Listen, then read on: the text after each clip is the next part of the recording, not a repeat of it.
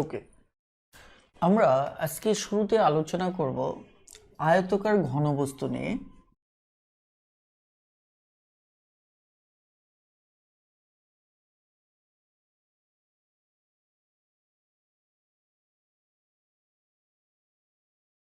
আয়তকার ঘনবস্তু নিয়ে আয়তকার ঘনবস্তু মূলত কি? আপনারা নিশ্চয়ই সামন্তরিকের কথা আপনাদের মনে আছে। সামন্তরিক কি ছিল মূলত? সামন্তরিকের ক্ষেত্রে আমরা একটি মানে জিনিসকে সামন্তরিক বলার ক্ষেত্রে আমরা যেটি বলতাম সেটি হচ্ছে যার বিপরীত বাহু দুটো পরস্পর সমান থাকবে এবং সমান্তরাল থাকবে, যে এমন সমতলকেই মূলত আমরা সামান্তরিক বলতাম। আর আয়তকার ঘনবস্তুর ক্ষেত্রে আমার এই বস্তুও দেখা যাচ্ছে, এটি নিয়ে আলোচনার পূর্বে আমি একটি কনসেপ্ট শেয়ার করি, তাহলে আপনাদের বুঝতে সুবিধা হবে। যেমন আমি যদি এই বইটিকে চিন্তা করি, বোঝার চেষ্টা করেন, দেখুন এই বইটির ক্ষেত্রে এই যে দেখতে পাচ্ছেন যে এটা একটা পৃষ্ঠ, এটা একটা পৃষ্ঠতল। তো এরকম ভাবে পৃষ্ঠতল এখানে কয়টা আছে? একটা, দুইটা, তিনটা, চারটা, পাঁচটা এবং ছয়টা। এখানে পৃষ্ঠতলগুলোর এটার সেম হচ্ছে এর উল্টো পাশেটা। আবার যদি আমি এটি বলি, এটা সেম হচ্ছে আমার এই পাশেটা। আবার যদি এটা বলি, তাহলে এটার সেম হচ্ছে এই পাশটা। অর্থাৎ আমরা যদি হিসাব করি যে এরকম তল কয়টা আছে, এরকে বলা হয় পৃষ্ঠতল। একটা, দুইটা, তিনটা, চারটা, পাঁচটা এবং ছয়টা। অর্থাৎ পৃষ্ঠতল হচ্ছে ছয়টা। এই প্রত্যেকটা পৃষ্ঠতল, লক্ষ্য করুন, প্রতিটা পৃষ্ঠতল আমার আয়তকার। অর্থাৎ আয়তকার হওয়ার কারণে হওয়ার শর্তটা হচ্ছে এই বাহুটার সাথে এই বাহু কি থাকবে? সমান ও সমান এবং সমান্তরাল থাকবে। দেখুন এই বাহু আর এই বাহু সমান এবং সমান্তরাল, এই বাহু এবং এই বাহু সমান এবং সমান্তরাল। ঠিক আছে? একইভাবে প্রত্যেকটার ক্ষেত্রে সত্য যে এই বাহুটা আর এই বাহুটা সমান এবং সমান্তরাল, এই বাহুটা আর এই বাহুটা সমান এবং সমান্তরাল। তার মানে আমরা দেখতে পাচ্ছি, যদি এইটুকু করে চিন্তা করি, এক একটা এগুলি একটা তল, এগুলি এক একটা কি সমান্তরাল সমতল। ঠিক আছে?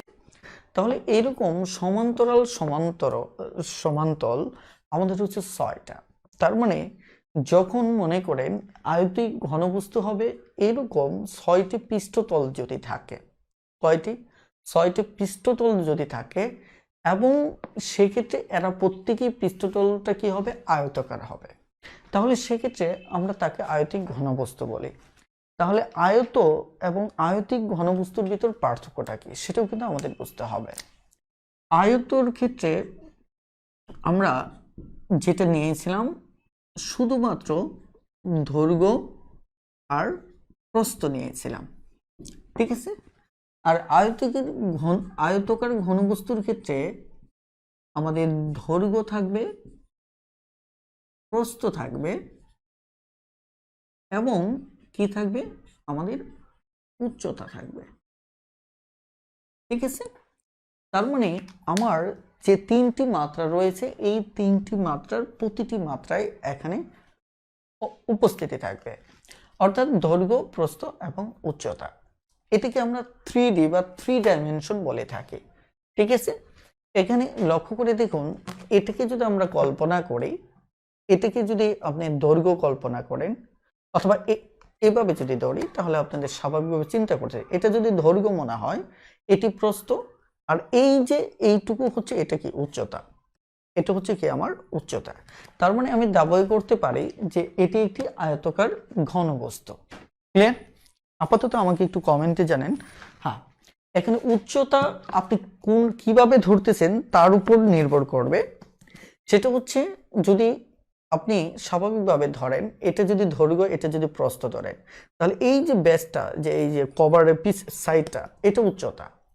আবার যদি এটাকে ধরেন, আপনি এটাকে যদি সামনে ধরেন, তাহলে আপনি দেখা যাচ্ছে এটা দৈর্ঘ্য, এটা প্রস্থ, আর এখান থেকে এই পর্যন্ত পুরোটাই হচ্ছে উচ্চতা। কথাটা ক্লিয়ার? অর্থাৎ আপনি কোন পৃষ্ঠটাকে ধরতেছেন তার উপর নির্ভর করে আপনার উচ্চতা নির্ণয় হবে, কারণ এই পৃষ্ঠ ধরলে তখন এই পুরোটাই হবে তখন উচ্চতা। আশা করি বুঝতে পেরেছেন। অর্থাৎ এটি আপনার ধরে নেওয়ার উপর নির্ভর করবে। এখন একটু আমাকে নিশ্চিত করুন যে আপনারা এই আইডিয়াটুকু বুঝতে পেরেছেন কিনা, প্লিজ। অবশ্যই আজকের ক্লাসটিতে আপনারা একটু দ্রুত রেসপন্স করবেন, তাহলে আমার পক্ষে সম্পূর্ণ বিষয়টি নিয়ে বিস্তারিত কথা বলার সুযোগ হবে।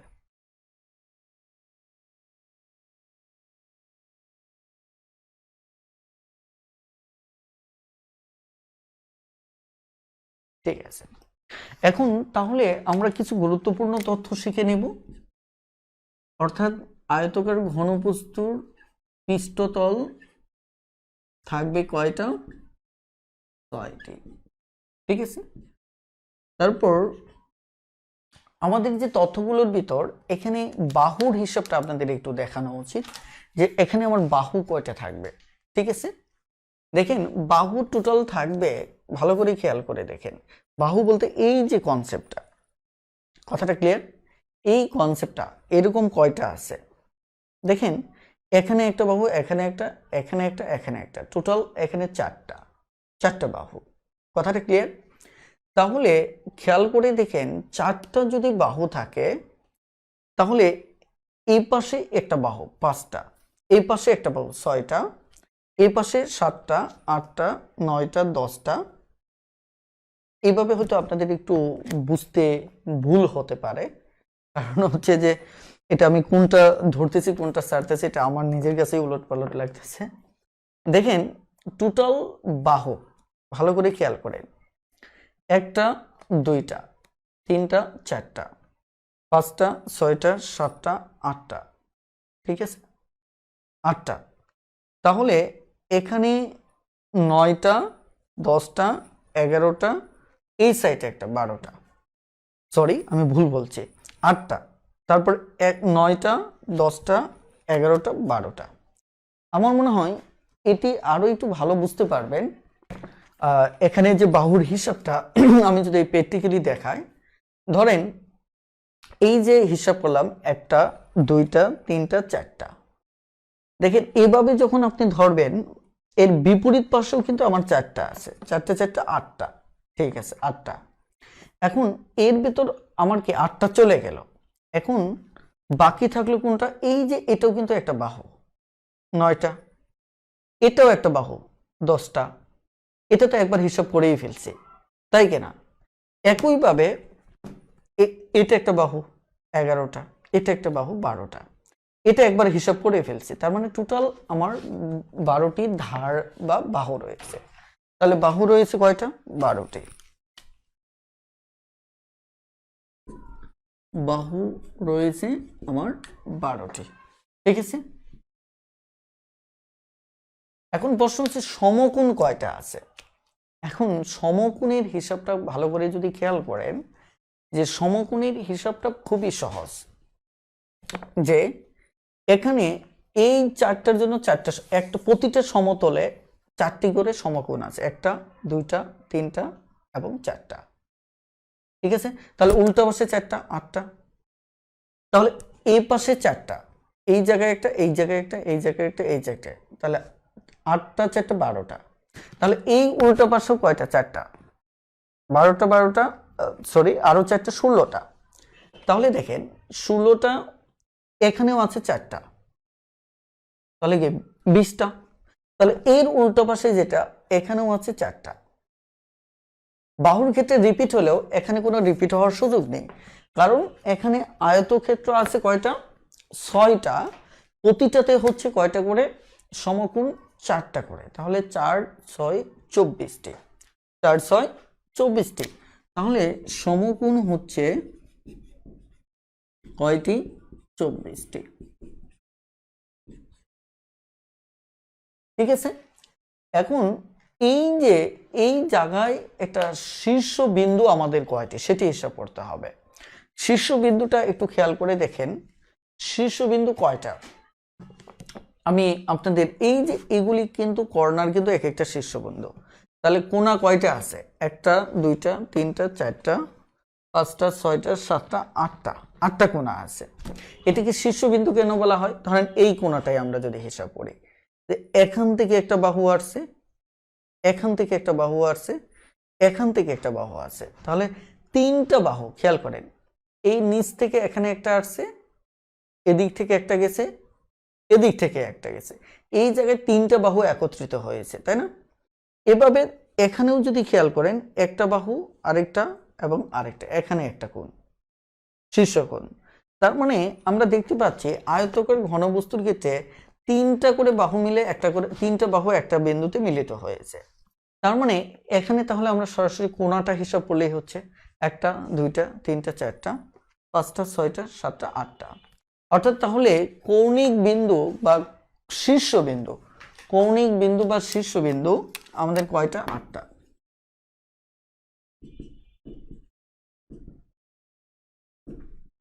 কয়টা? আটটা। এবার আমাকে একটু কমেন্টে জানান যে এই পরিসংখ্যানটি বুঝতে পেরেছেন কিনা। যদি বুঝতে পারেন তাহলে খুব দ্রুত ইয়েস লিখে কমেন্ট করুন।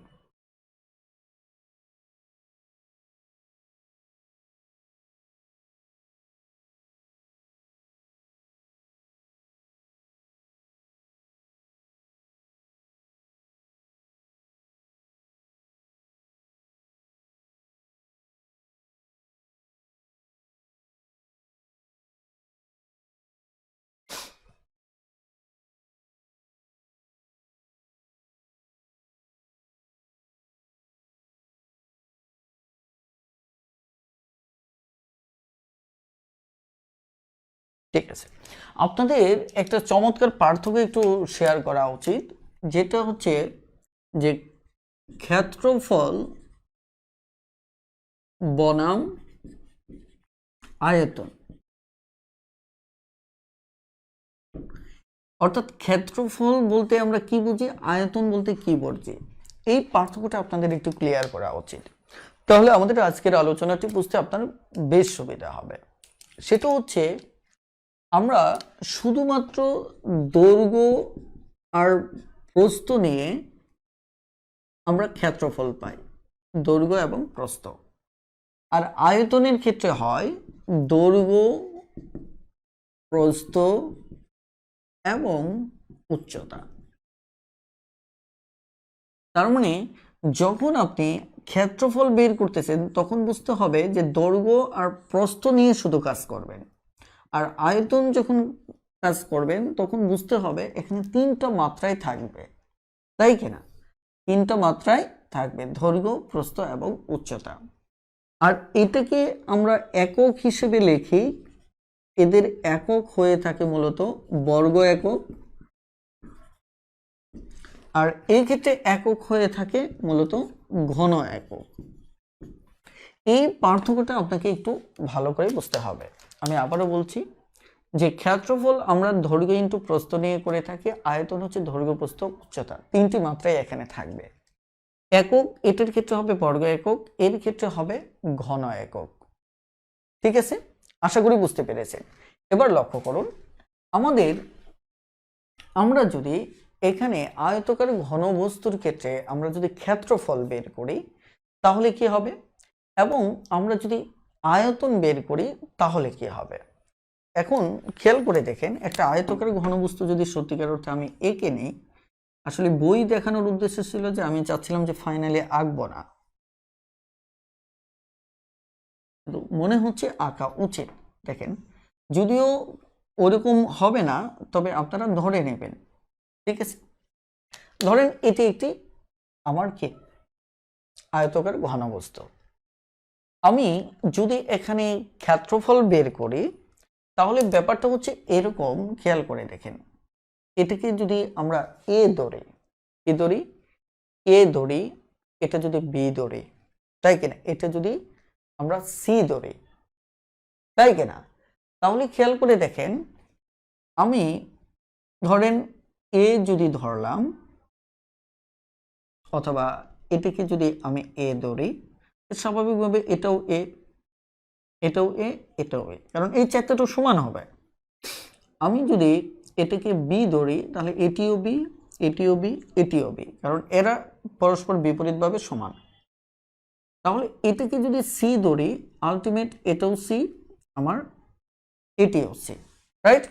ওকে, এখন সাপোজ মনে করেন আপনি ক্ষেত্রফল বের করতে যদি চান, তাহলে এই যে এটার যদি ক্ষেত্রফল বের করতে চান, তাহলে এটার ক্ষেত্রফল মানে আপনার খেয়াল করে দেখেন এ ইন্টু বি, এই উপরেরটার ক্ষেত্রফল হচ্ছে এ ইন্টু বি মানে এ বি, আর যদি এই পিছনেরটা মানে এটার যে বিপরীতটা, এটার যদি ক্ষেত্রফল বের করতে চান সেটাও এ into B, A into B, A B.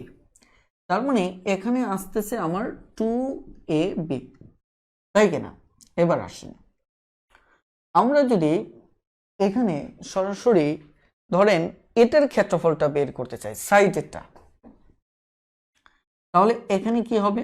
B, এটা হচ্ছে প্রস্থ সি, তাহলে আমার হচ্ছে বিসি, অর্থাৎ বিসি। তাহলে এই পাশেটা বের করতে গেলে আমার কি হবে? এটা প্রস্থ, এটা হচ্ছে উচ্চতা, তাহলে আসবে কি বি ইন্টু সি হচ্ছে বিসি, তাহলে 2bc। এখন বাকি থাকলো আর কোনটা? এটা, তাই কিনা?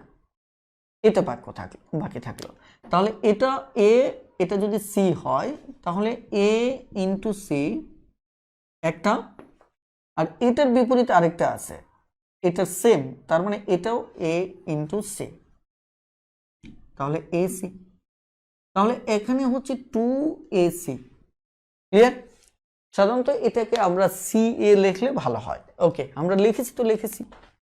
এখন দেখেন তাহলে এটা হচ্ছে এই যে আমার টোটাল 1টা 2টা 3টা 4টা 5টা 6টা, দেখেন পৃষ্ঠতল কয়টা ছিল? 6টা ছিল।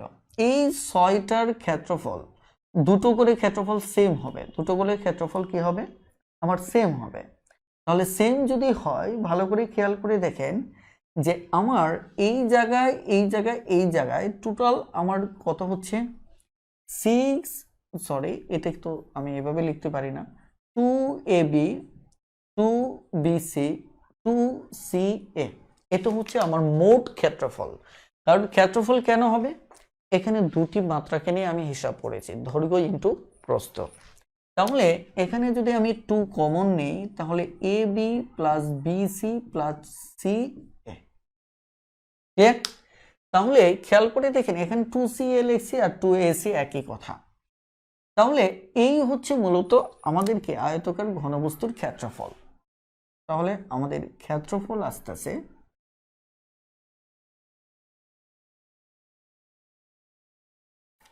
ক্ষেত্রফল আসবে 2 ইন্টু এবি প্লাস বিসি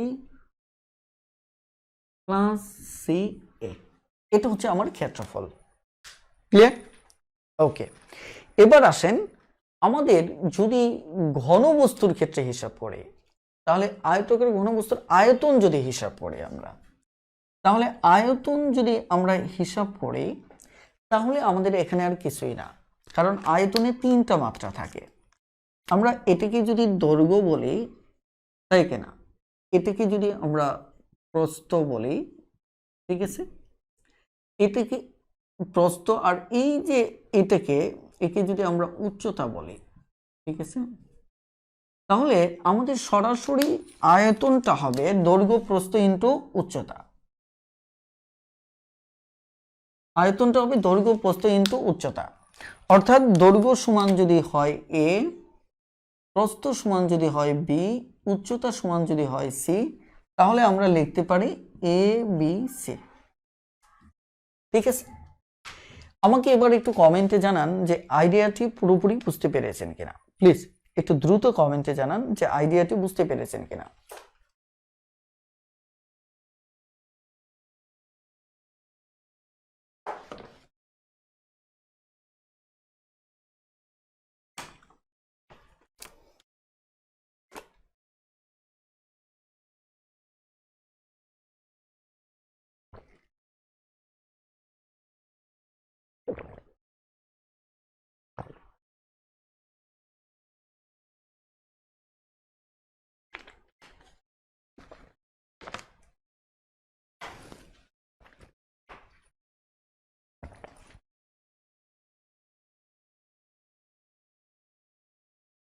ঠিক আছে।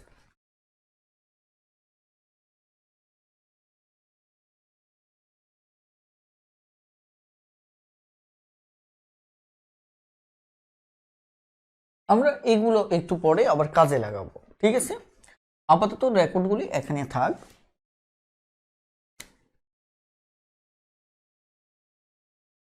ওকে, আমরা এবার দেখব সরাসরি ঘনক নিয়ে কথা বলবো। ঘনক, ঠিক আছে। ঘনকের ক্ষেত্রে আমাদের এই তথ্যগুলো আমাদের ঠিক থাকবে, এই তথ্য নিয়ে আমাদের কোনো আলোচনার দরকার নেই। যেমন পৃষ্ঠতল 6টা থাকবে, বাহু 12টা থাকবে, সমকোণ 24টা থাকবে, শীর্ষবিন্দু 8টাই থাকবে, দৈর্ঘ্য প্রস্থ এবং উচ্চতা থাকবে, এই পর্যন্ত ওকে, ঠিক আছে। এখন এখানে যে বেসিক তথ্যটা আপনাকে মাথায় রাখতে হবে সেটি হচ্ছে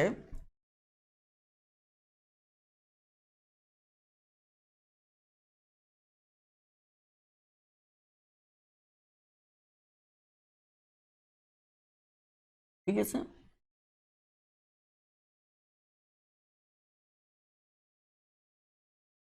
এখন দেখেন একটা ঘনক হচ্ছে মূলত আপনাদের বর্গের কথা জানা আছে। বর্গ, বর্গের ক্ষেত্রে কি দৈর্ঘ্য প্রস্থ কি ছিল, সমান ছিল, তাই কিনা। বর্গের কনসেপ্টটা তো এটাই ছিল, দৈর্ঘ্য প্রস্থ সেম। তাহলে ওটাকেই যখন আমরা ঘন বস্তুতে রূপান্তর করব তখন দৈর্ঘ্য প্রস্থ উচ্চতা সেম হবে। আপনি দৈর্ঘ্য বলেন, প্রস্থ বলেন এবং উচ্চতা বলেন, সব সেম। এটা হচ্ছে ঘনকের ক্ষেত্রে প্রথম কথা। তাহলে যদি সেম হয়, আপনি ভালো করে খেয়াল করেন, তাহলে এই মানটা যদি এ হয় তাহলে এটাও এ হবে, এটা এ হলে তো আমার এটাও এ হবে, এটার বিপরীত, তাহলে এটাও এ হবে, আমার এটাও এ হবে, ঠিক আছে। একইভাবে খেয়াল করে দেখেন, আমি যদি শুধু একটার সাথে মিলিয়ে হিসাব করি তাহলে এই বাহুটা তাহলে এ হচ্ছে, রাইট, ওকে। তাহলে দেখেন এই যে বাহুটা এটাও এ হবে, যেহেতু মান সেম, তাই কিনা, এটা এ হবে, তাহলে একইভাবে এটাও এ হবে। এই চারটা উচ্চতার বাহুই কি হবে, এ হবে। তাহলে এটা যদি খেয়াল করে দেখি যে এই বাহুটা এটা আর এটা, তাই কিনা, এটাও আমার কি হবে, এ হবে, ঠিক আছে, এটাও আমার এ হবে। তার মানে আলটিমেট আমি যদি এটা একটু অন্য কালার ইউজ করি তাহলে ভালো হয়, অর্থাৎ এটা এটা এটা এটা এগুলি কি হবে, এ হবে। তাহলে এ যদি হয়, আমি যদি আগে কি পেয়েছিলাম, 2ab পেয়েছিলাম, কারণ দুটো ভিন্ন ছিল। তাহলে এখানে এটার ক্ষেত্রফল আমরা 2a পাবো। তাহলে একইভাবে দেখেন তো এটার ক্ষেত্রফলও তো আমরা 2a পাবো, তাই কিনা, 2a পাবো কিনা। তার মানে ভালো করে যদি একটু খেয়াল করে দেখেন যে আমরা এটার 2a পাচ্ছি সার্বিকভাবে, এটাও আমরা কি পাবো, 2a, এটাও 2a, এটাও 2a, ক্লিয়ার। তাহলে একটু খেয়াল করে দেখেন যে আমরা যদি স্বাভাবিকভাবে একটা বর্গের ক্ষেত্রে যদি হিসাব করি তাহলে এটা কি হবে, সরি এখানে আমরা তো পরিধি হিসাব করতেছি না, আমরা ক্ষেত্রফল হিসাব করতে। ক্ষেত্রফল যদি হয় তাহলে এটার যদি হিসাব করি দৈর্ঘ্য প্রস্থ, তাহলে a স্কয়ার, তাহলে এটাও কি পাবো, a স্কয়ার পাবো, তার মানে কি 2a স্কয়ার। তাহলে আমরা যদি এটাই হিসাব করি দৈর্ঘ্য প্রস্থ, তাহলে এখানেও কি a স্কয়ার। তাহলে এই সেম কনসেপ্টে যদি এটা হিসাব করি, এখানে হচ্ছে আমার a স্কয়ার, 2a স্কয়ার। এখন যদি আমরা এটা আর নিচেরটা হিসাব করি তাহলে এটা কি a স্কয়ার, নিচেরটাও কি হবে a ইন্টু a স্কয়ার, তার মানে 2a স্কয়ার। তার মানে আমাদের মোট ক্ষেত্রফল যেটা দাঁড়াচ্ছে সেটি হচ্ছে 2a square, 2a square, 2a square, তাহলে 6a স্কয়ার, এটা হচ্ছে ফ্যাক্ট। তার মানে আমরা এবার যদি ক্ষেত্রফলের হিসাব করি তাহলে ক্ষেত্রফল হচ্ছে আমার 6a square, 6a square. Clear? একটু কমেন্টে জানান যে এইটুকু বুঝতে পেরেছেন কিনা। তাহলে আমাদের হচ্ছে কি 6a স্কয়ার। ওকে, তার মানে 6টাই সেম, আর আমাদের এখানে তল আছে কয়টা? 6টা, পৃষ্ঠতল 6টা। তার মানে 6টার ক্ষেত্রে a স্কয়ার হবে, তার মানে a স্কয়ার হবে টোটাল 6টা। ক্লিয়ার? ওকে, তাহলে আমাদের এখানে প্রশ্ন হতে পারে তাহলে আয়তন কত হবে? আয়তন তো আমার তিনটেই সেম, আমার দৈর্ঘ্য a, প্রস্থ a, উচ্চতাও a, তাহলে আমার সরাসরি কি হবে? a কিউব হবে।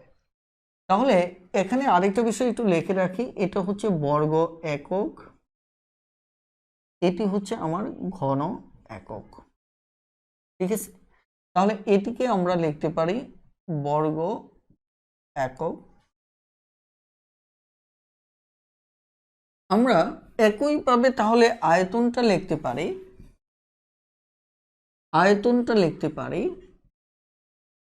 আয়তন হবে a কিউব। তার মানে এটা লিখতে পারি ঘন একক। ঠিক আছে, তাহলে মোটামুটি ভাবে আমরা কি ঘনক সম্পর্কে জানলাম। ঠিক আছে, আপনারা একটু দ্রুত কমেন্টে জানান, তাহলে আমার বুঝতে সুবিধা হবে যে আপনারা আইডিয়াটি বুঝতে পেরেছেন কিনা। আমাদের আবার অনেকগুলো গণিত সমাধান করতে হবে আজকে। ধরেন আমি যদি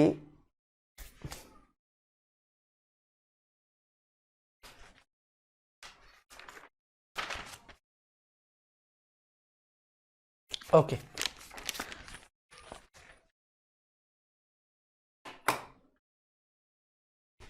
ধরেন আমি যদি এরকম একটা আয়তক্ষেত্র নিই, গেঞ্জি চেহারা এক হয়ে যাচ্ছে, এরকম একে যদি আমি এভাবে কি করতে থাকি, একটা বাহুকে স্থির রেখে এভাবে যদি আমি কি করি, ভাঁজ করে নেই, তাহলে দেখুন একটা বেলনের মতো, একটা পাইপের মতো কিছু একটা দেখা যাচ্ছে, একটা পাইপের মতো কিছু একটা দেখা যাচ্ছে।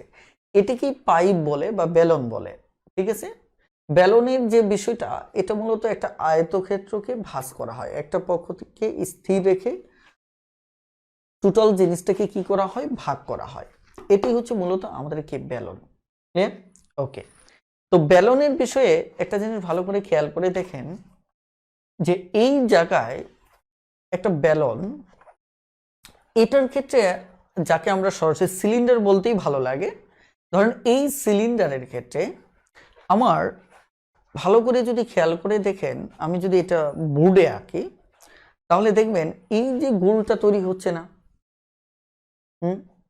এখানে কিন্তু একটা বৃত্তের মতো তৈরি হচ্ছে, তাই কিনা? এইটুকুর ক্ষেত্রফলের সূত্র আমরা কি শিখেছিলাম? পাই আর স্কোয়ার। কি শিখেছিলাম? পাই আর স্কোয়ার। নিশ্চয়ই আপনাদের মনে আছে যে এই বৃত্তটার ক্ষেত্রফল ছিল আমাদের পাই আর স্কোয়ার। কথাটা ক্লিয়ার? কিন্তু একটা সিলিন্ডারের ক্ষেত্রে এটাকে এভাবে চিন্তা না করে, এর যদি মানে ক্ষেত্রফল বের করতে চান, ক্ষেত্রফল, তাহলে ক্ষেত্রফলের ব্যাপারটা কি হবে? ক্ষেত্রফলের ক্ষেত্রে দুটো পক্ষ জড়িত থাকবে। ধরেন এটা একটা সিলিন্ডার, এটা একটা সিলিন্ডার, তাহলে এই সিলিন্ডারের দৈর্ঘ্য থাকবে, আবার প্রস্থ থাকবে, দুটো জিনিস জড়িত থাকবে। দুটো জিনিস যদি জড়িত হয় তাহলে এইটুকুর কে আমাকে পরিধি, অর্থাৎ বৃত্তের পরিধিকে দৈর্ঘ্য হিসেবে চিন্তা করতে হবে। আমার বৃত্তের পরিধি কি ছিল? দেখেন বৃত্তের পরিধি ছিল 2πr, তাই কিনা? 2πr। তাহলে উচ্চতাটা কি হবে? উচ্চতাটা, এটা যদি ধরেন হাতে চুরি চিন্তা করেন, একটার পর একটা, একটার পর একটা, একটার পর একটা, একটা এইভাবে বসান, তাহলে কি ওই বৃত্তটাই ধীরে ধীরে উঁচু হবে না? সেটাই হচ্ছে উচ্চতা। তাহলে 2πr/h, 2πr/h এটা হচ্ছে আমার ক্ষেত্রফল। ঠিক আছে।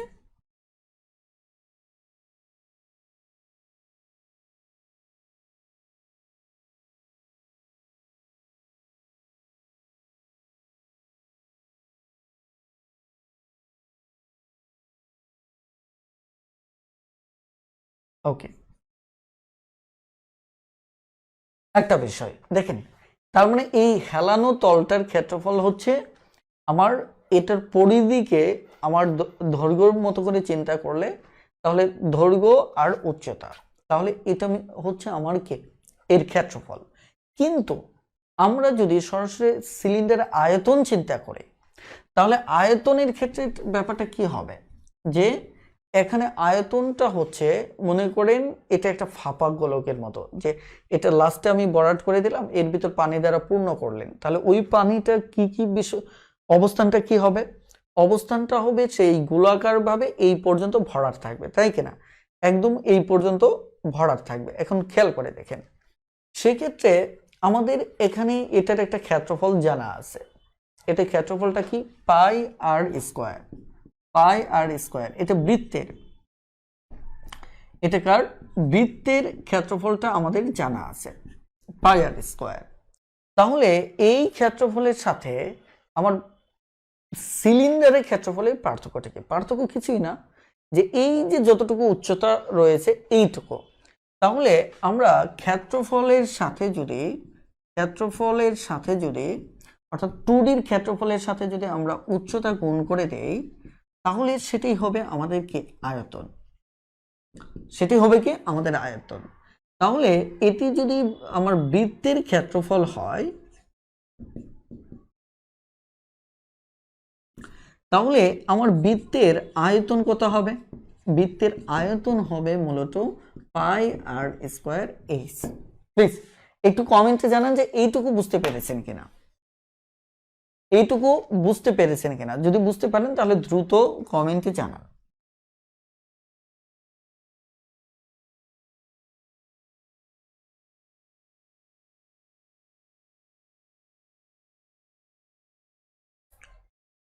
খুব দ্রুত একটু কমেন্টে জানান যে বুঝতে পেরেছেন কিনা।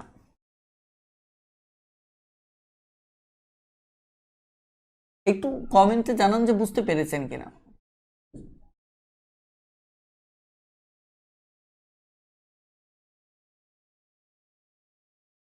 ঠিক আছে, এবার লক্ষ্য করে দেখেন যে আমাদের যদি কোণক হিসাব করা হয়, কোণকটাকে, কোণকটার ব্যাপারে আমি একটু কথা বলছি, এই কারণে কথা বলছি কারণ এটা নর্মালি আঁকাটা কঠিন। ধরেন এটা আমি যদি একটা সিলিন্ডার আঁকি,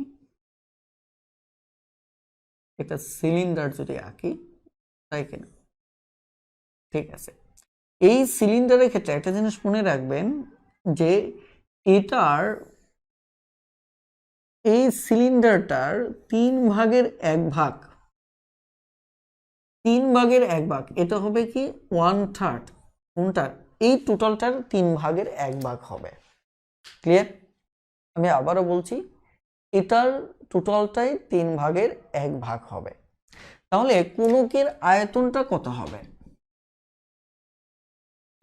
এই আয়তনটা আপনার একটু দরকার আছে, ঠিক আছে। কোণকের আয়তন তাহলে কত হবে, যে সিলিন্ডারের যে আয়তন সেটা 3/1 হবে, 3/1 কি হবে, 1 হবে, যেহেতু এই টোটালটা 3/1 হচ্ছে কি আমার এটার আয়তন। কথাটা ক্লিয়ার? আপাতত আমরা কোণকের ব্যাপারে আরো আলোচনা আসবে আমাদের অঙ্কে, আপাতত এটা শুধু আয়তনটা একটু জেনে রাখুন। ক্লিয়ার? তাহলে এটা হচ্ছে আমার এত ঘন একক। এরপর লক্ষ্য করেন যে স্বাভাবিকভাবে কোণকের পরে আমাদের গোলক, গোলকটা খুবই গুরুত্বপূর্ণ। গোলক, গোলকের ব্যাপারে আমাদের গুরুত্বপূর্ণ তথ্য হচ্ছে এখানে আমার আয়তন এবং ক্ষেত্রফল আমাদের দুটোই একটু জেনে নিতে হবে। ক্লিয়ার? আয়তন এবং ক্ষেত্রফল আমরা দুটোই জেনে নেব। এখন গোলক জিনিসটা কি, গোলক জিনিসটা হচ্ছে আপনার, ঠিক আছে, যে ধরেন একটা অর্ধবৃত্তকে যদি আপনি চাকতিটা এটাকে ঘোরাতে থাকেন, চাকতির মতো করে ঘোরাতে থাকলে দেখুন একটা বৃত্ত তৈরি হবে বলের মতো, তাই কিনা, এটাই হচ্ছে মূলত কি আপনার একটা গোলক। বিশেষ করে আপনারা দেখবেন যে কিছু জিনিস আছে, যেমন লিচু বিক্রি যে করা হয় ওগুলি কিন্তু কিছু কৌটার ভিতর বিক্রি করা হয়, কিছু গুল জাতীয় যে বিষয়গুলো, তাই কিনা? আহ, এই এরকম আর কি, একটা বলের মতো। এটা হচ্ছে আমার কি গোলক। এখন গোলকের ক্ষেত্রে আমাদের একটা বিষয় একটু মাথায় রাখতে হবে, যে একটা বৃত্তের ক্ষেত্রফল যা থাকবে, ভালো করে একটু মাথায় রাখুন, একটা বৃত্তের যে ক্ষেত্রফল থাকবে, এই ক্ষেত্রফলটার ক্ষেত্রে আমার এখানে একটা বিষয় একটু মাথায় রাখা উচিত। আমি একটু আগে যে কোণকটা এঁকেছিলাম মনে আছে? এই কোণকটা একটা বৃত্তের ব্যাপারে যদি চিন্তা করে দেখেন, যে একটা বৃত্তের ক্ষেত্রে যদি এই কোণকটা চিন্তা করেন, যেটা আমি এঁকেছিলাম, এটা তো একটা সিলিন্ডার থেকে এঁকেছিলাম, রাইট? কিন্তু একটা বৃত্তের ক্ষেত্রে এর একটা সম্পর্ক আছে। বৃত্তের ক্ষেত্রে এই সিলিন্ডারটার চেহারা এরকম হবে, ঠিক আছে? বৃত্তের ক্ষেত্রে কি এই সিলিন্ডারটার চেহারা এরকম হবে। এখন এটার মান আমি বলেছিলাম কি, একটা সিলিন্ডারের মান হচ্ছে সরি, একটা কোণকের মান হচ্ছে একটা সিলিন্ডার যা হবে তার কি, তার 3/1 তাহলে 3/1 যদি হয়, খেয়াল করে দেখেন এটার মান হচ্ছে, তাহলে আমার হচ্ছে কি 1/3 পাই আর স্কোয়ার, তাই কিনা? পাই আর স্কোয়ার, আর অতিরিক্ত ভাবে আমার কি উচ্চতা, তাই কিনা? যেহেতু সিলিন্ডার যা আছে তার 3/1।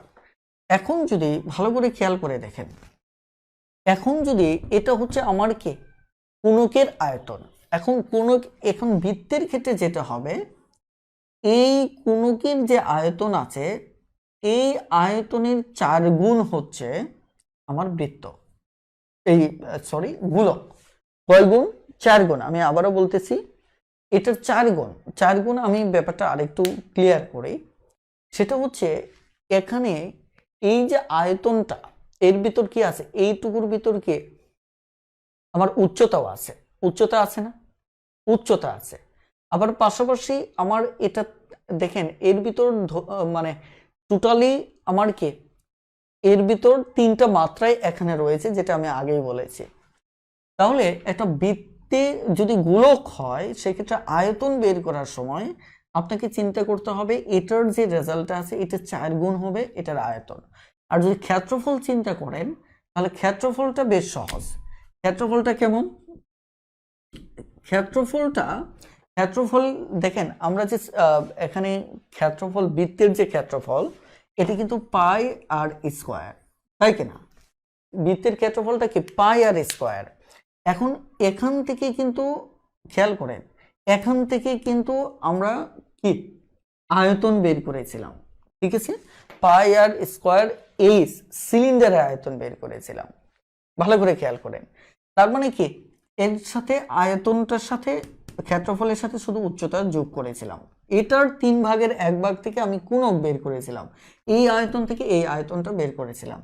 এখন আমি বলছি যে এই কনসেপ্টের 4 গুণ হবে আমার কি গোলক আয়তনের, কিন্তু ক্ষেত্রফলে যেটা হবে, ক্ষেত্রফল যেহেতু এটাই সরাসরি আমাদের বৃত্তটা রয়েছে, এই বৃত্তের 4 গুণ অর্থাৎ 4 পাই আর স্কোয়ার বর্গ একক, সরাসরি বৃত্তটার 4 গুণ হবে ক্ষেত্রফল, গোলকের ক্ষেত্রফল।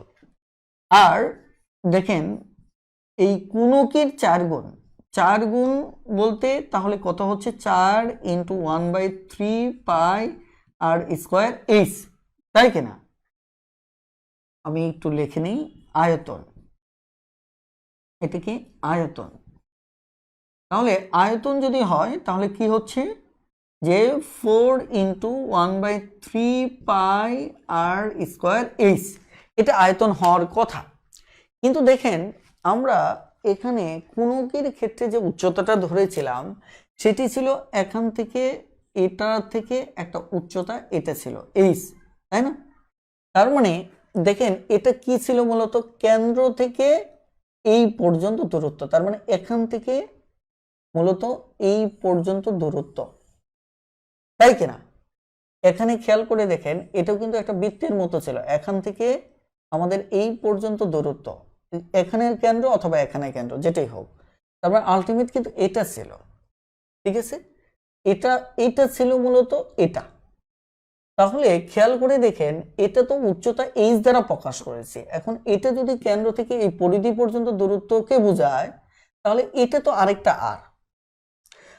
আর যদি হয় তাহলে আমরা এখানে এইচ লিখবো না, লিখবো এখানে এটার সাথে এটা গুণ করব 4/3 পাই আর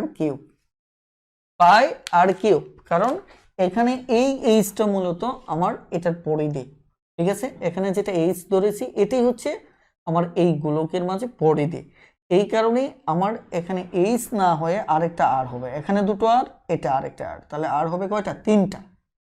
এখন আমাকে একটু কমেন্টে জানান যে আপনারা এইটুকু বুঝতে পেরেছেন কিনা। আমি অনেক লম্বা আলোচনা করে ফেললাম, যদিও আলোচনাটা প্রয়োজন আছে, এই কারণে এত লম্বা আলোচনা করা। একটু দ্রুত একটু কমেন্টে জানান যে বুঝতে পেরেছেন কিনা।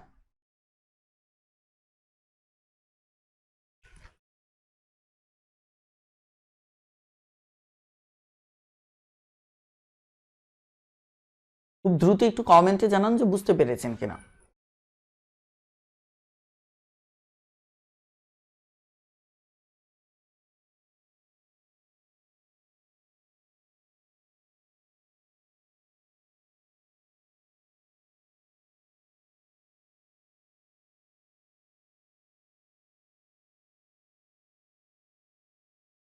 প্লিজ।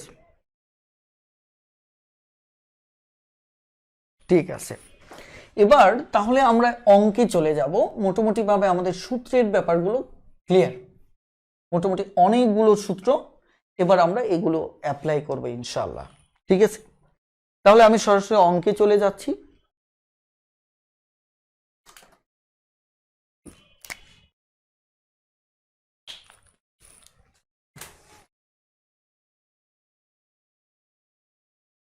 ওকে, আমরা 1 নম্বর অঙ্ক থেকে শুরু করব, ইনশাআল্লাহ শেষ হবে, সমস্যা নেই, আপনারা একটু ধৈর্য ধরুন, ধৈর্য ধরলে শেষ হয়ে যাবে ইনশাআল্লাহ। 1 নম্বর অঙ্ক থেকে আমরা শুরু করব। দেখেন 1 নম্বর অঙ্কে বলা হচ্ছে একটি ইটের কয়টি তল আছে, এটা আমরা জানি, একটা ইট আয়তকার ঘনবস্তুর তল হচ্ছে 6টা। তাহলে একটি ঘনক আকৃতি বাক্সের মধ্যে একটা ঘনক আকৃতি, ঘনক তো বুঝতে পারছেন, যার দৈর্ঘ্য প্রস্থ উচ্চতার সমান, এর মধ্যে দেখেন বাহুর মধ্যে দৈর্ঘ্য 3 মিটার হলে এই ঘনক আকৃতি বাক্সের বাহুর দৈর্ঘ্য এটা যদি আমার 3 মিটার হয়, তাহলে দেখেন বাক্সের তলের মোট ক্ষেত্রফল কত? তলের ক্ষেত্রফল, তাহলে তলের ক্ষেত্রফল মানে কি, এটা চেয়েছে যে আমার টোটাল 6টা তল আছে, টোটাল 6টা তলের মোট ক্ষেত্রফল হচ্ছে 6a স্কোয়ার। তাহলে আমার এখানে ক্ষেত্রফল যদি আমাকে বের করতে হয় তাহলে 6a স্কোয়ার 6 ইন্টু 3 স্কোয়ার 6 9 54, এত কিন্তু মাথায় রাখবেন, এটি কিন্তু বর্গ একক হবে, ঠিক আছে। তাহলে এটি হচ্ছে মূলত অঙ্ক, এখানে মিটার বলছে, তার মানে এটি হবে বর্গ মিটার, ঠিক আছে। ওকে, এবার আমরা অঙ্ক করতে থাকি, এগুলি সহজ অঙ্ক বিধায় আপনাদের সব কমেন্টে আমি জিজ্ঞাসা করব না, আমি অঙ্কগুলো করতে থাকি পর্যায়ক্রমে। 3 নম্বর অঙ্কে এই এ বাহু বিশিষ্ট ঘনকের কর্ণের দৈর্ঘ্য কত? ঘনকের কর্ণের দৈর্ঘ্য √3, এটা আমি আপনাদের লিখে নেই, মনে রাখবেন যে কর্ণটা হচ্ছে √3a। সরি, সমস্যা নেই, এটা একটু মুখস্থ করে ফেলবেন। এরপর 4 নম্বর অঙ্কটা দেখেন, 4 নম্বর অঙ্কে কি বলা হচ্ছে? 4 নম্বর অঙ্কে বলা হচ্ছে 4 একক ধার বিশিষ্ট একটি ঘনকের দুটি কর্ণের সমষ্টি কত হবে? দেখেন 4 একক ধার বিশিষ্ট, এখানে প্রথমত যে জিনিসটা বের করতে হবে যে একটি ঘনকের দুটি কর্ণের সমষ্টি কত হবে।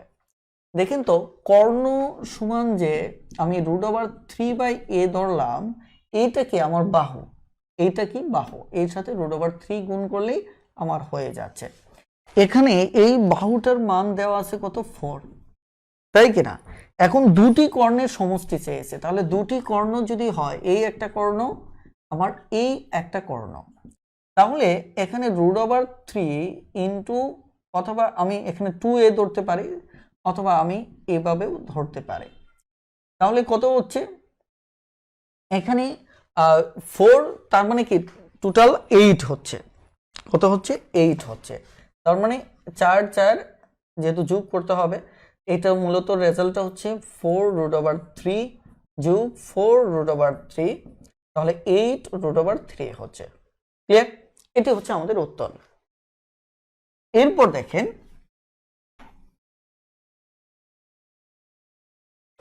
আমাদের 5 নাম্বার, একটি বইয়ের দৈর্ঘ্য 25 সেন্টিমিটার, একটি বইয়ের দৈর্ঘ্য 25 সেন্টিমিটার এবং প্রস্থ 18 সেন্টিমিটার।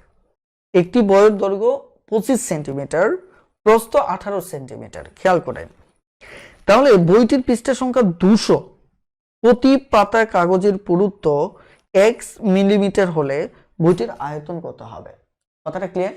এখানে ভালো করে খেয়াল করেন, আমার কি বলছে যে একটি বইয়ের দৈর্ঘ্য দেওয়া আছে, একটি বইয়ের আমার দৈর্ঘ্য দেওয়া আছে, দৈর্ঘ্যটা এখন এত, আমি যদি সবকটা তথ্য না লিখি তাহলে বুঝতে সমস্যা হবে। দৈর্ঘ্য 25 সেন্টিমিটার, এখানে প্রস্থ হচ্ছে আমার 18 সেন্টিমিটার।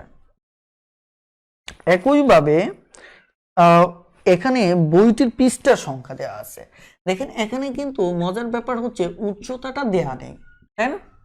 কিন্তু একটা বইয়ের পৃষ্ঠা সংখ্যাটা দেওয়া আছে, পৃষ্ঠা সংখ্যাটাই কিন্তু আমার মোট উচ্চতা। কিন্তু এখানে খেয়াল করে দেখেন প্রতি পাতা পৃষ্ঠার সংখ্যা দেওয়া আছে। এখন পৃষ্ঠার সংখ্যাটা হচ্ছে, এই তথ্য অনুযায়ী পৃষ্ঠার সংখ্যা হচ্ছে 200। এখন এটা দ্বারাও কিন্তু আপনি উচ্চতাটা পাচ্ছেন না, কারণ 200 পৃষ্ঠা, এটা কিন্তু সেন্টিমিটারে দেওয়া নেই যে দুটো পৃষ্ঠার উচ্চতা এত সেন্টিমিটার। কিন্তু প্রতি পৃষ্ঠার একটা উচ্চতা মানে মাপ তারা একটা দিয়েছে, প্রতি পৃষ্ঠার মাপটা তারা দিয়েছে কত? 0.1 কি মিলিমিটার। এর 0.1 মিলিমিটার।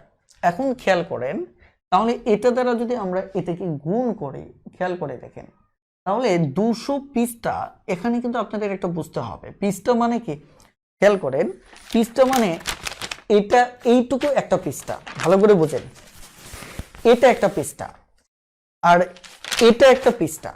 এখন পৃষ্ঠার এখানে, সরি আমি একটু ভুল লিখেছি, এখানে প্রতি পাতা দেয়া আছে, প্রতি পাতার উচ্চতা দেওয়া আছে, প্রতি পাতা এত। এখন দেখেন পৃষ্ঠা হচ্ছে এটা আর এটা, কিন্তু পাতা হচ্ছে এটা, অর্থাৎ একটা পাতাতে আমার দুটো পৃষ্ঠা থাকে, ঠিক আছে?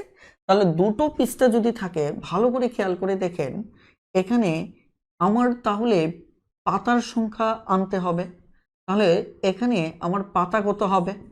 যে মোট পাতা, কারণ উচ্চতা দেওয়া আছে পাতার, মোট পাতা, তাহলে 200-কে 2 দিয়ে ভাগ করেন, তাহলে 100 পাতা, 100টি। তাহলে প্রতি পাতার উচ্চতা হচ্ছে কত?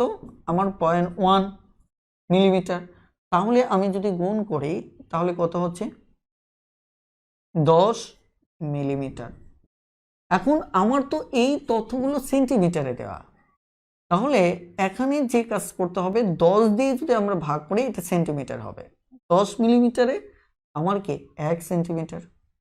তাহলে সুতরাং আমার এখানে আসতেছে, একে 10 দিয়ে ভাগ করলে, আমরা যদি একে 10 দিয়ে ভাগ করি তাহলে এত সেন্টিমিটার চলে আসতেছে, তাহলে আসতেছে আলটিমেট আমার 1 সেন্টিমিটার।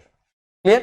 ওকে, তাহলে এখানে উচ্চতা পেলাম, এত হিসাব করার পর আমরা 1 সেন্টিমিটার উচ্চতা পেলাম। আসলে এইটুকুই হচ্ছে মূলত আমাদের অঙ্ক। ক্লিয়ার? এইটুকুই আমাদের অঙ্ক। একটু বুঝতে পেরেছেন কিনা এবার বলেন। এখন মেইনলি চাইছে বইটির আয়তন কত। তাহলে আয়তন বের করা তো আর এখন সমস্যা না। আয়তন 25 × 18 × 1, এত কি ঘন সেন্টিমিটার হবে, তাই কিনা?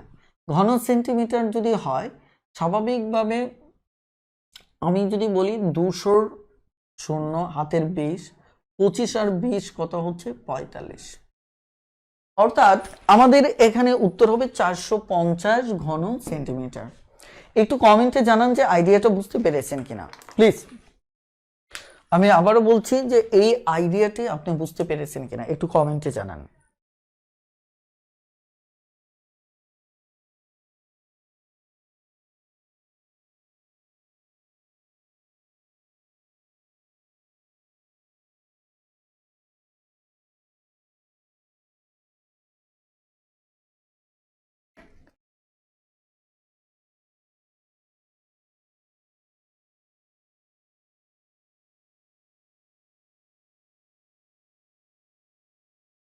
দেখেন 2 দ্বারা ভাগ দিয়েছি, আমি আবারও বলছি যে কেন 2 দ্বারা ভাগ দিয়েছি। এই 2 দ্বারা ভাগ দেওয়ার কারণ হচ্ছে একটা পাতাতে দুটো পৃষ্ঠা থাকে, এই পাশে একটা পৃষ্ঠা, এই পাশে একটা পৃষ্ঠা, ভালো করে মাথায় রাখবেন। একটা পাতায় দুটো পৃষ্ঠা থাকে। এখন আমার এখানে দেওয়া আছে প্রতি পাতার পুরুত্বটা দেওয়া আছে 1 মিলিমিটার। তাহলে প্রতি পাতার পুরুত্ব যদি 1 মিলিমিটার থাকে, তাহলে স্বাভাবিকভাবে পৃষ্ঠা দিয়ে এটাকে গুণ করলে আমি এর পুরুত্ব পাবো না, কারণ এখানে পৃষ্ঠা দেওয়া আছে 200। তাহলে 200 পৃষ্ঠাকে 2 দিয়ে ভাগ করলে প্রতি 2 পৃষ্ঠার মিলে একটা পাতা, তাহলে প্রতি 200 পৃষ্ঠায় আমার 100টি পাতা হবে। এই কারণে আমরা মূলত কি করেছি, 2 দ্বারা ভাগ করেছি। ক্লিয়ার? ওকে, আসেন আমরা বাকি অঙ্কগুলো দেখতে থাকি।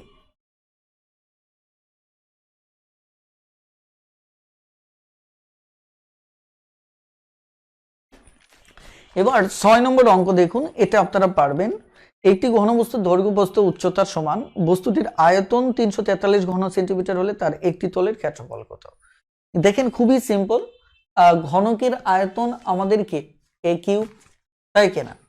এটার মান দেওয়া আছে কত, 343। তাহলে 343 এর মান বের করতে গেলে 343কে কি করতে হবে, আপনাকে বর্গমূল করতে হবে। একটা বাহুর একটা তলের ক্ষেত্রফল মানে কি, এর ক্ষেত্রফলটা বের করতে হবে।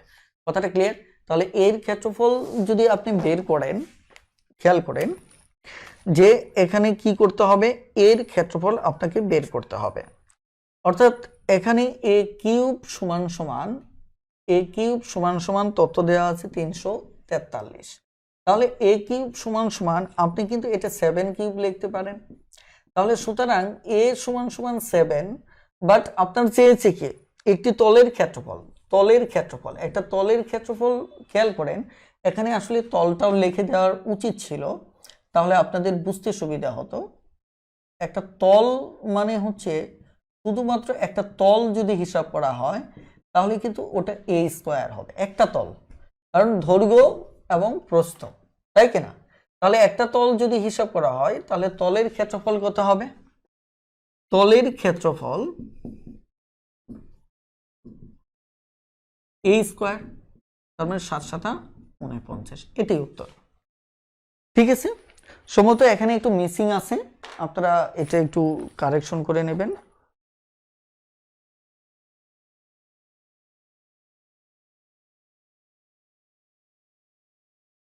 ঠিক আছে, ওকে। এবার দেখেন, আশা করি বুঝতে পেরেছেন।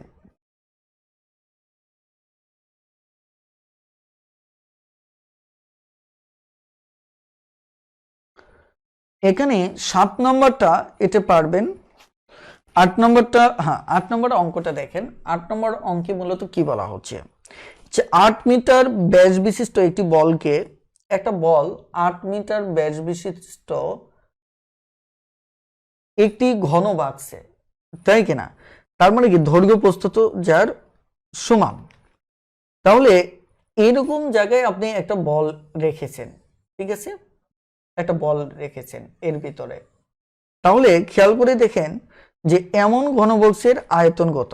এখন এটা হচ্ছে 4 মিটার ব্যাস। কত মিটার ব্যাস আমার? 4 মিটার ব্যাস। তাহলে দেখুন তো, একটা বলের ব্যাস যদি 4 মিটার হয়, এটা হবে এখান থেকে এই পরিমাণ, আর এটা দৈর্ঘ্য প্রস্থ যেহেতু সব সমান, তার মানে এখানে এটা গিয়ে এটা শীর্ষবিন্দু এই বাহুর সাথে মিলিত হয়েছে, এটা এটা মানে কি, এটা মানে হচ্ছে মূলত একটা বাহু এ, তাই কিনা? এ হচ্ছে একটা বাহু। এখানে চাচ্ছে যে এটার মান দেওয়া হচ্ছে কত আমার 4, এটা 4। তাহলে এইটা এর সমান এখানে কত হবে 4, কারণ এটার যে দূরত্ব আর এটার ব্যাসের দূরত্ব সেম। তাহলে 4 যদি হয়, এখানে চেয়েছি কি ঘনবাক্সের আয়তন। আয়তন মানে কি এ কিউব যদি হয় আমার কি 4 কিউব, তার মানে কি উত্তর হয়ে গেছে 64। আশা করি বুঝতে পেরেছেন। ঠিক আছে, এবার আমরা একটু সামনে আগাবো। 9 নম্বরটা এখানে দেখেন একটা বাক্সের আয়তন চেয়েছে, তাহলে আয়তনের ভিতর আমার কি লাগবে, দৈর্ঘ্য লাগবে। দৈর্ঘ্য দেওয়া আছে 3 ফিট, প্রস্থ লাগবে আছে 2 ফিট। এখন বাকিটা উঁচু, যেটা উচ্চতা, এই উচ্চতাটা দেওয়া আছে আমার 18 ইঞ্চি। কিন্তু 18 ইঞ্চিতে তো আমার দেখা যাচ্ছে এখানে তথ্য দেওয়া নেই, এরা সবাই ফুটে দেওয়া।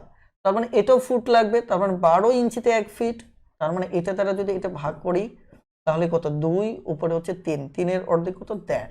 তার মানে আলটিমেট 1.5 দিয়ে যদি তাহলে গুণ করি তাহলে ঘন ফুট হবে, তাই কিনা?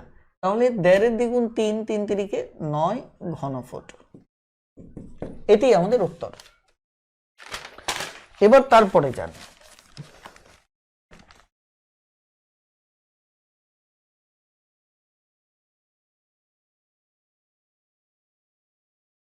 দশ নম্বরটা দেখেন। 10 নম্বরটা পারবেন, এটি নিয়ে কথা বলার কিছু নেই। 11 পারবেন, 12 পারবেন, 13 পারবেন। 13 নম্বরটা একটু বিষয়টা হচ্ছে এরকম যে 13 নম্বর বলা হচ্ছে 3 সেন্টিমিটার, 4 সেন্টিমিটার, 5 সেন্টিমিটার বাহু বিশিষ্ট 3টি ঘন গলিয়ে, মানে এটা হচ্ছে একটা গোলক, এটা হচ্ছে একটা এই তিনটায় আপনি কি করে ফেললেন, গণক বলছে, তাই না? ধরেন এরকম একটা গণক,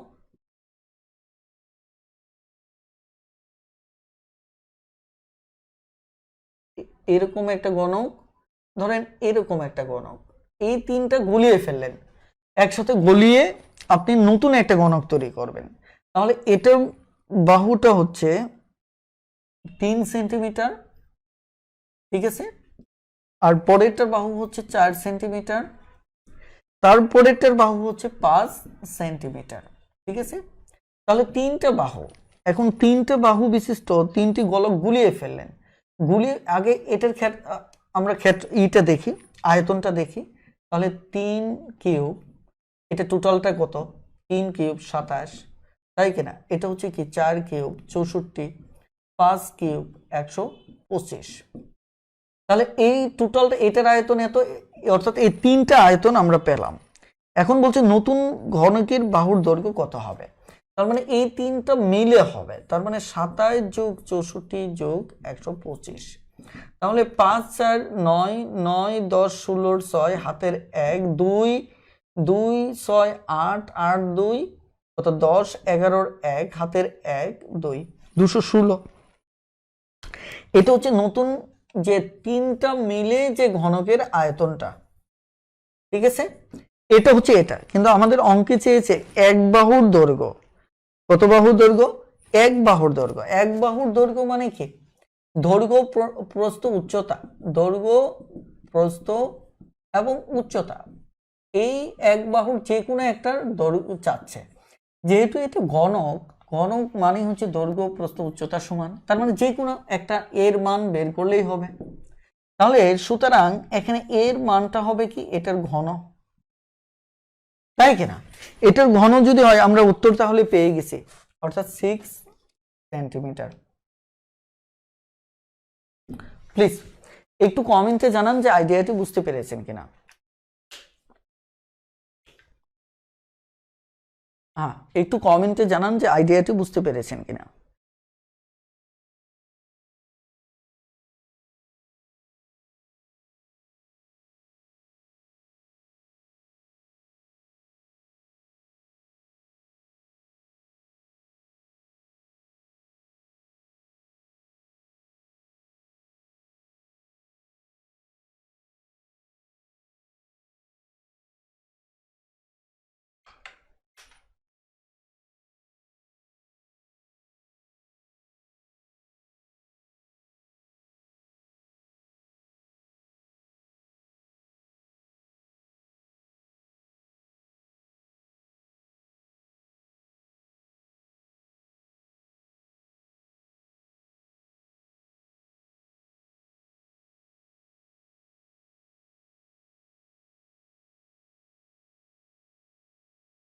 ঠিক আছে, এবার তাহলে আমরা পরবর্তী অঙ্কে চলে যাচ্ছি।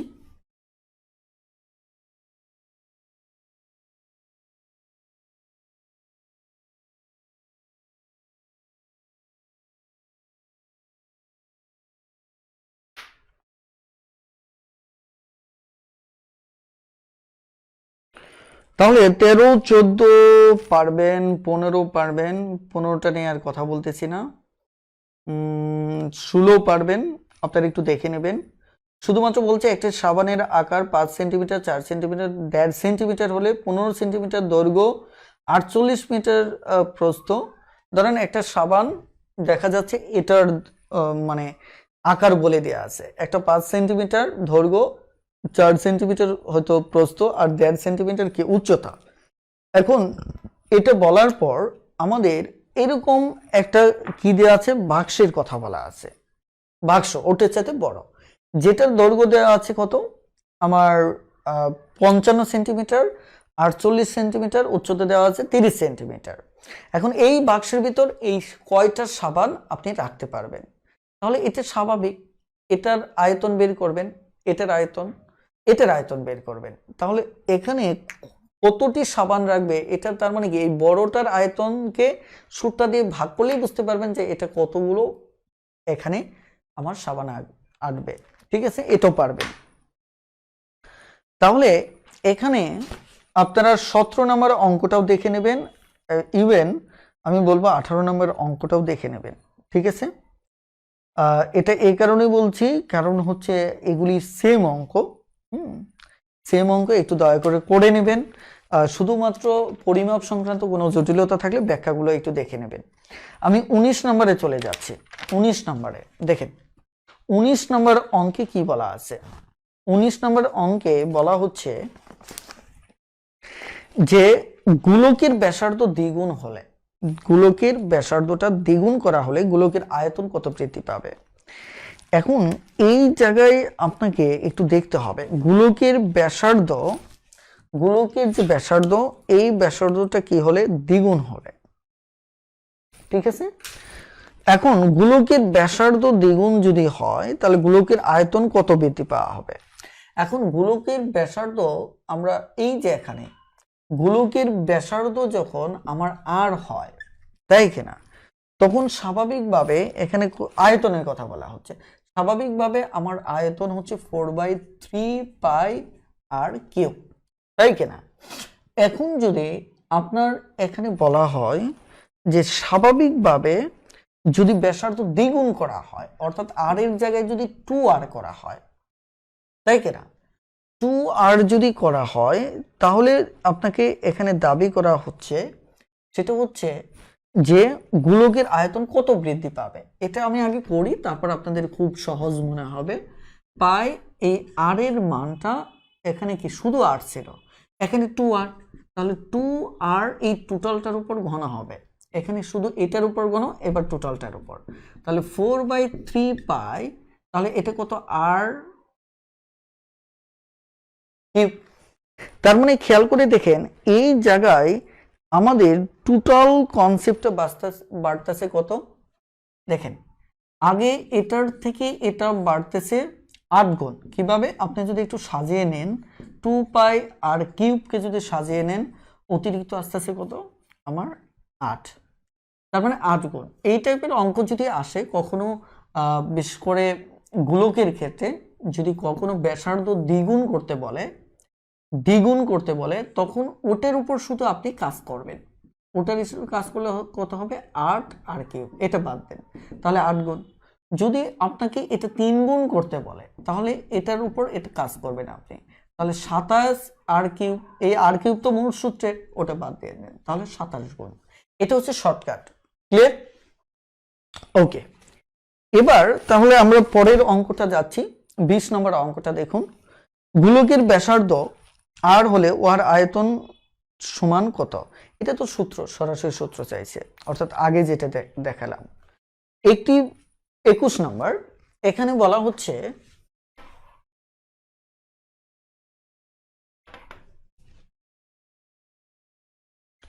21 নম্বর, একটি ফুটবলের ব্যাস 10 ইঞ্চি হলে, কত হলে? 10 ইঞ্চি যদি হয় তাহলে ফুটবলের আয়তন কত? ক্লিয়ার? খেয়াল করেন, একটা ফুটবলের ব্যাস বলা হচ্ছে, এই ব্যাসটা যদি 10 ইঞ্চি হয় তাহলে আয়তনটা কত? আয়তন দেখেন, এটা কিন্তু গোলক, গোলকের আয়তন মানে কি 4 পাই আর কিউব, তাই কিনা? তার মানে এখানে আর এর মান লাগবে, আর এর মান লাগবে। তাহলে আর এর মান এটা কত হবে? 10 কে 2 দ্বারা ভাগ করলে আমরা আর পাবো। তাহলে 4 ইন্টু পাই, দেখেন, ইন্টু আর এর মান কত? 5 কিউব। এখন আপনাকে দেখতে হবে উত্তরটা কি পাই দিয়ে দেয়া নাকি পাই ছাড়া। যদি পাই ছাড়া, ও সরি, এখানে 3 লিখতে ভুলে গেছি। তাহলে পাই ছাড়া যদি হয় তাহলে 22/7 এটা দ্বারা গুণ করবেন, ঠিক আছে? গুণ করার পর যেটা কাটাকাটি আসবে সেটাই রেজাল্ট। এখানে কাটাকাটিতে আসছে 523। আপনি এমনি নর্মালিও কাটাকাটি করতে পারেন। ধরেন আপনি যদি স্বাভাবিকভাবে কাটেন, কত, তার মানে এটা ডিরেক্টলি দশমিক চলে আসবে 125, তাই কিনা? এখানে 3 7 21। তার মানে আপনি মনে মনে একটু কেটে ফেলেন যে এটা এটা যদি কাটেন, এটা এটা যদি কাটেন একটু দশমিক বেশি হবে, তাই না? যেহেতু একবার যাবে আরো একটা দশমিক সামথিং থাকবে, তাহলে এটা দ্বারা আপনি কাটাকাটি করেন, গুণ করেন। তাহলে এটা দ্বারা গুণ করলে কত হবে? 4 5 20, 0, 4 2 8, 10 0, 4 কে 4, 5, তার মানে 500। তার মানে আরো যদি 0.5ও থাকে তাহলে আর দেখেন আরো 200-র মতো বেড়ে যাবে। তারপর সরি, 200-র মতো না, আমি একটু ভুল বলছি। তার মানে এটা কিন্তু আমার কত হবে? এটা 0.5 কখনোই থাকবে না, কারণ 21 দ্বারা যদি একে ভাগ করেন, 21 দ্বারা 22কে ভাগ করলে একবার যাচ্ছে, সেটা হচ্ছে কি 21, থাকে 1, এর ভিতর যাচ্ছে না, দশমিক শূন্য দিলেন তাও যাবে না, তার মানে আরেকটা শূন্য দিতে হবে, তার মানে 4। তার মানে 0.4 দিয়ে এটাকে ভাগ গুণ করলে সামথিং আসবে। কিন্তু দেখুন আপনার টার্গেট থাকবে যে অপশনে 500-র কাছাকাছি কোনটা আছে। দেখেন একটা অপশনে আছে 500 দিয়ে, সেটা হচ্ছে লাস্ট ওয়ানটা, তার মানে সেটাই উত্তর হবে। ক্লিয়ার? ওকে, এবার আসেন আমরা নেক্সট অঙ্কটাতে চলে যাচ্ছি।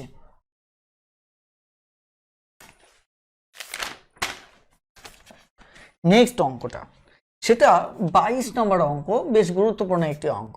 এবারও একটু মাথায় রাখবেন যে খুবই গুরুত্বপূর্ণ একটা অঙ্ক।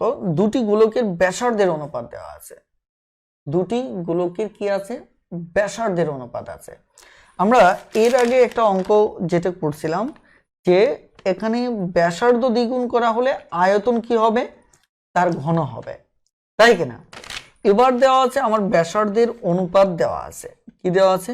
ব্যাসার্ধের অনুপাত দেওয়া আছে, অর্থাৎ তাদের আয়তনের অনুপাত বের করতে হবে। ওকে, তাদের আয়তনের অনুপাত বের করতে হবে।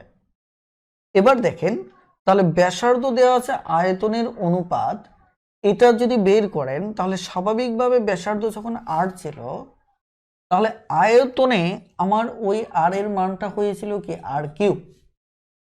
আয়তনে আর এর মানটা কি হয়েছিল? আর কিউব, আর বাকিটা তো ঠিকই ছিল।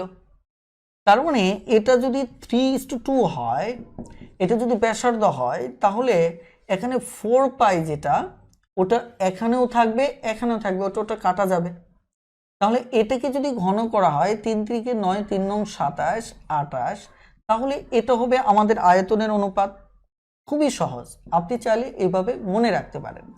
কারণ যখন 4/3 পাই আর কিউব, দেখেন তো এখানে এইটুকুর কোনো চেঞ্জ নেই। চেঞ্জ আছে বলেন? আমি বিস্তারিত দেখাচ্ছি তাহলে আইডিয়াটা আপনাদের ক্লিয়ার হবে। সেটা কি? যেমন এখানে একটা ব্যাসার্ধ দেওয়া আছে কত? 3, এটাকে আমরা x ধরলাম, এটা 1। আবার আরেকটা দেওয়া আছে কত? 2x, ঠিক আছে? এবার যদি আমরা অনুপাতটা ফেলি, দেখেন 4 পাই আর, তাই না? তাহলে কত? কিউব। খেয়াল করে এরপর আমরা পরের ধাপে যাচ্ছি। 4, সরি বারবার শুধু 3টা মিসিং হচ্ছে। 4 পাই 2x কিউব। খেয়াল করে আমরা উভয় পক্ষ থেকে এটা এটা কেটে দিতে পারি, এটা এটা কেটে দিতে পারি।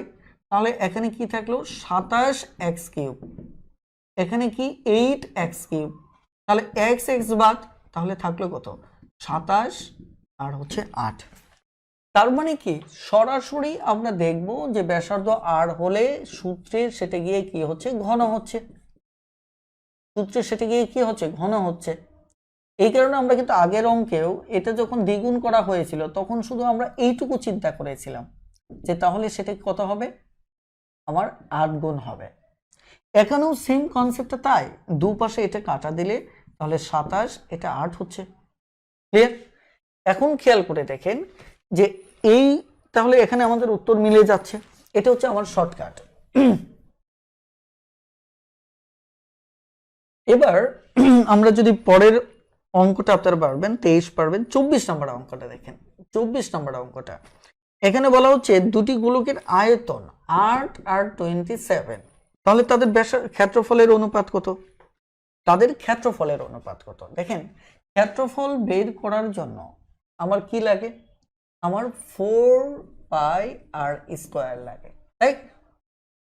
খেয়াল করেন এখানে তার আগে এটি যেহেতু আমার আয়তন, তাই এখান থেকে আর এর মানটা আমি বের করতে পারি।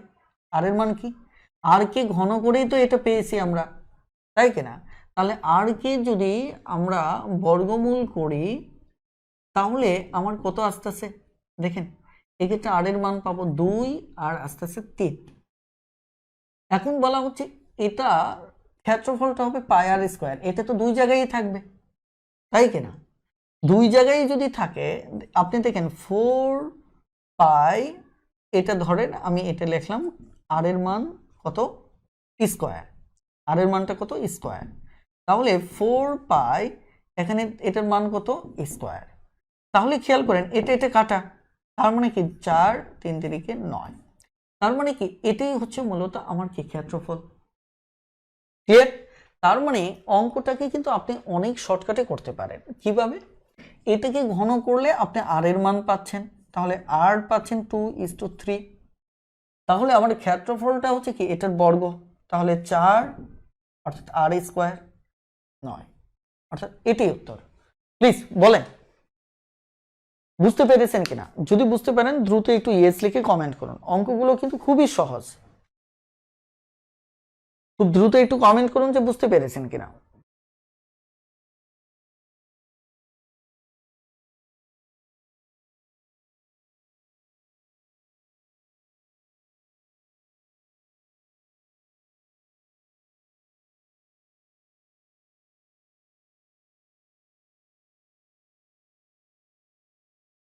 ঠিক আছে, আমাদের লাস্টের অঙ্কটা আপনারা নিশ্চয়ই পারবেন।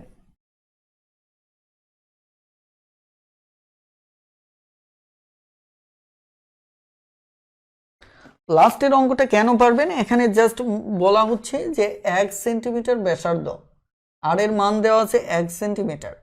এই ব্যাসার্ধ বিশিষ্ট একটি গোলকের আয়তন কত? তাহলে একটা গোলকের আয়তন আপনার 4/3 পাই আর কিউব। এটা যদি আর হয় 4/3 পাই আর কিউব, মানে কি এখানে 1 কিউব, তার মানে কি 1 থাকবে, 4/3 পাই হবে। এখানে কি পাই আকারেই উত্তর দিয়েছে, তার মানে এটি উত্তর, শুধুমাত্র এটাকে ঘন করতে হবে। ক্লিয়ার? এই হচ্ছে আমাদের মূলত উত্তর। এখন এই ছিল আমাদের ঘন জ্যামিতি রিলেটেড আজকের ক্লাসটি।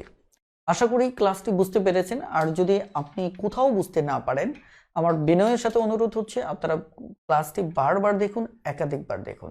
ইনশাল্লাহ আশা করি এই সমস্যাগুলো কেটে যাবে। তো আজকের ক্লাসটি আর দীর্ঘায়িত করছি না, আজকের ক্লাসটি এই পর্যন্তই থাকলো। সবাই ভালো থাকবেন, সুস্থ থাকবেন। আল্লাহ হাফেজ, আসসালামু আলাইকুম।